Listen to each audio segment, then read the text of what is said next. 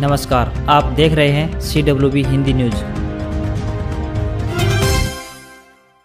Corona मरीजों के लिए रोडवेज की बसों को बनाया एम्बुलेंस। कुरुक्षेत्र की 5 बसों को एम्बुलेंस बनाया गया है। ऑक्सीजन सिलेंडर से लैस बसें स्वास्थ्य विभाग को बुधवार को सौंप दी जाएंगी। प्रत्येक बस के अंदर 4 मरीजों व 4 अटेंडेंट के साथ साथ ऑक्सीजन की भी सुविधा होगी। कोरोना के बढ़ते मामलों के बीच हरियाणा रोडवेज की बसों को एम्बुलेंस का रूप दिया गया है। ये एम्बुलेंस बाकायदा ऑक्सीजन सहित स्वास्थ्य सुविधाओं से लैस होंगी।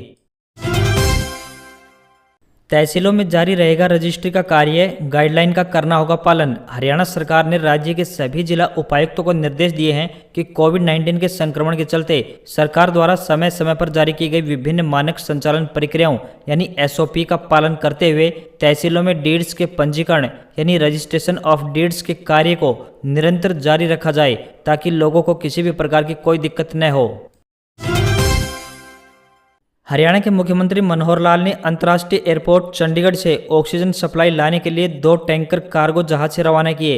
इस जहाज से ये टैंकर भुवनेश्वर भेजे गए हैं, जिनमें लगभग 45 टन ऑक्सीजन आएगी। मुख्यमंत्री ने कहा कि रोजाना हवाई जहाज से ऑक्सीजन सप्लाई के लिए टैंकर भेजे जा रहे हैं ताकि सप्लाई जल्द आ सके और प्रदेश में कोविड मरीजों को किसी प्रकार की दिक्कतें न हो। ये टैंकर उड़ीसा के टाटा स्टील प्लांट से लिक्विड मेडिकल ऑक्सीजन सप्लाई लेकर अगले दिन वापस आएंगे।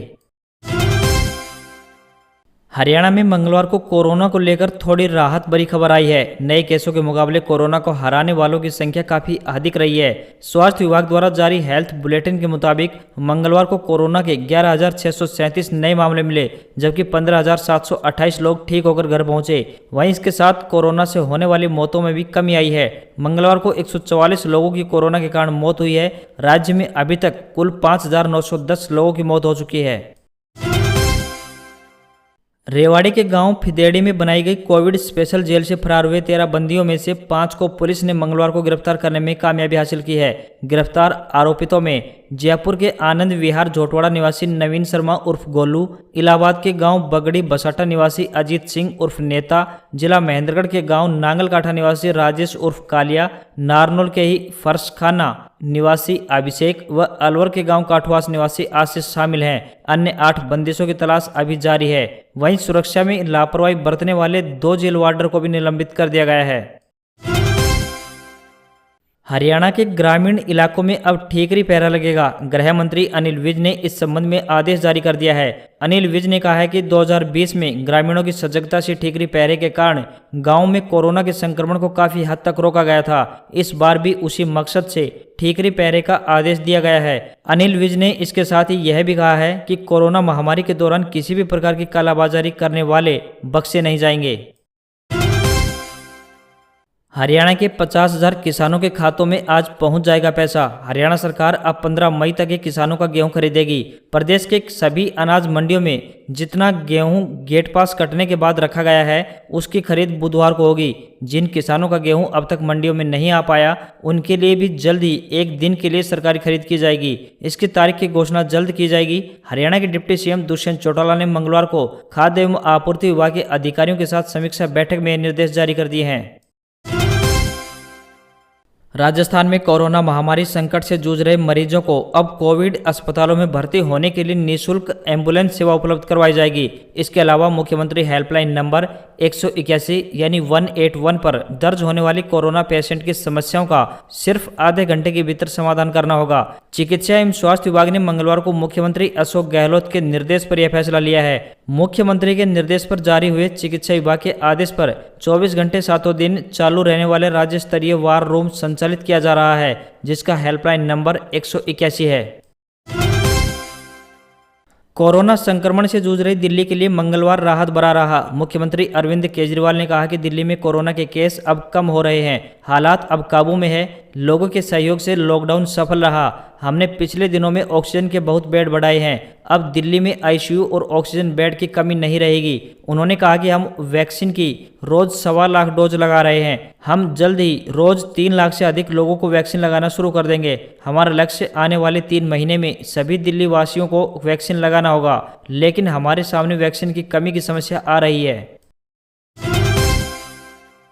देश में कोरोना की दूसरी लहर के बीच देश के 18 राज्यों और केंद्र शासित प्रदेशों में नए केस कम हो रहे हैं। इस वजह से केंद्र सरकार ने नियमों में छूट देना शुरू कर दिया है। सरकार ने मंगलवार को टेस्टिंग से जुड़ी शर्तों में कुछ बदलाव किए हैं। इसके मुताबिक अब एक से दूसरे राज्य में जाने से पहले RT-PCR टेस्ट कराना जरूरी नहीं होगा। मामले बढ़ने के साथ ही कई राज्यों में अपने यहां आने के लिए कोरोना टेस्ट की नेगेटिव रिपोर्ट जरूरी कर दी थी। इसके अलावा नई गाइडलाइन के मुताबिक अगर मरीज को 5 दिन से बुखार नहीं है तो उसे हॉस्पिटल से डिस्चार्ज करने से पहले भी RT-PCR टेस्ट करने की आवश्यकता नहीं होगी। देवप्रयाग में बादल फटा, 3 मंजिला ITI बिल्डिंग धराशायी, 12 से ज्यादा दुकानें पानी में बही। उत्तराखंड में 9 दिन में तीसरी घटना। उत्तराखंड में मंगलवार को एक बार फिर बादल फटने की घटना सामने आई है। ताजा मामला टिहरी जिले के देवप्रयाग का है। यहां शाम करीब 5 बजे बादल फटने से कई दुकानें तबाह हो गई। 3 मंजिल ITI की इमारत भी धराशायी हो गई। बादल फटने से सांता नदी में उफान आ गया। नदी के आसपास की 12 से 13 दुकानें पानी में बह गई। स्थानीय लोगों का कहना है कि लॉकडाउन की वजह से दुकानें बंद थी, इसलिए जानमाल का नुकसान नहीं हुआ।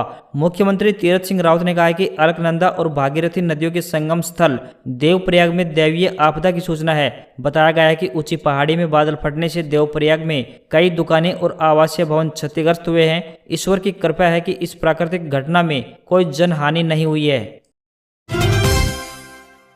चीन सरकार ने मंगलवार को 10 साल की जनगणना के आंकड़े जारी किए। जनगणना का काम पिछले साल ही पूरा हो गया था, लेकिन आंकड़े अब जारी किए गए हैं और वो भी बहुत कम।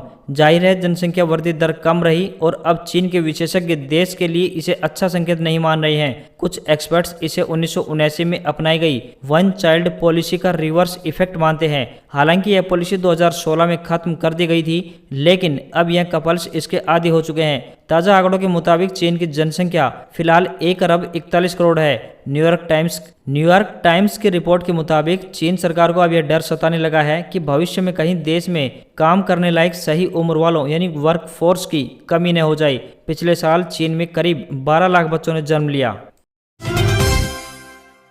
Central board of secondary education यानी CBSE ने 10वीं के स्टूडेंट्स के मार्क्स अपलोड करने के लिए लिंक एक्टिव कर दिया है। स्कूल 1 मई को जारी की गई अल्टरनेटिव असेसमेंट स्कीम के मुताबिक 10वीं कक्षा के स्टूडेंट्स के मार्क्स ई-परीक्षा पोर्टल पर अपलोड करेंगे।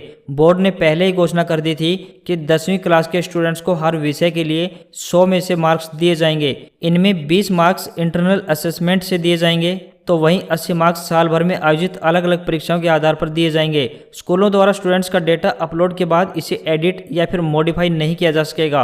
बोर्ड ने भी संबंधित स्कूलों को 11 जून तक या उससे पहले 10वीं कक्षा के छात्रों के अंक अपलोड करने के निर्देश जारी किए हैं। इस साल CBSE 10वीं कक्षा के स्टूडेंट्स का रिजल्ट 20 जून तक जारी करेगा। और अब बात आज के इतिहास की। जोधपुर की स्थापना 12 मई 1459 में हुई।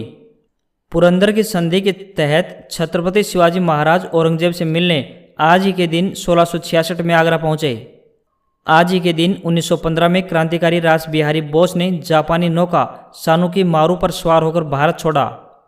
पश्चिम बंगाल के 21वें राज्यपाल वीरेन जे शाह का जन्म 12 मई 1926 में हुआ। राजनीतिज्ञ एवं तमिलनाडु के 13वें मुख्यमंत्री के पलानीस्वामी का जन्म 12 मई यानी आज ही के दिन 1954 में हुआ। और अंत में भारत के 37वें मुख्य न्यायाधीश KG बालकृष्णन का जन्म 12 मई आज ही के दिन 1945 में हुआ।